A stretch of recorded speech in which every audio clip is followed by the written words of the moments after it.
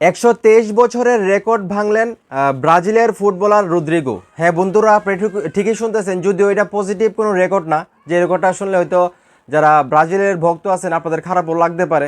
মূল বিষয়টা আমি আপনাদেরকে বলতেছি। টানা 30 ম্যাচে গোল না করে 123 বছরের রেকর্ড ভাঙলেন ব্রাজিলের রদ্রিগো।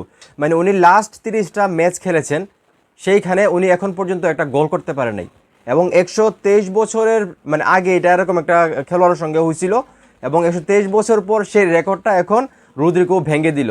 মানে চিন্তা করে দেখেন, 2025 সালে এসে 123 বছরের আগের রেকর্ড, যে 30 ম্যাচে কোনো গোল না করে থাকা, সেই রেকর্ডটা ভেঙেছেন রদ্রিগো। এটা আসলে উনি নিজেও হয়তো বা খুশি না, কারণ কোনো ফুটবলারই চায় না যে গোল না করে এতগুলো ম্যাচ থাকুক, কারণ সবাই মাঠে নামেই গোল করার জন্য, দলকে জিতানোর জন্য। তো সেই জায়গা থেকে আসলে আমি মনে করি রদ্রিগো হয়তো অনেক চেষ্টা করতেছে একটা গোল করার জন্য। আর ব্রাজিলের যারা ভক্ত আছেন বা রদ্রিগোর যারা ভক্ত আছেন, আপনারাও হয়তো চান যে যত দ্রুত সম্ভব রদ্রিগো একটা গোল করুক, এবং এই যে 123 বছরের যে রেকর্ডটা উনি ভেঙেছে, এটা কখনোই আপনারা হয়তো আশা করেন নাই।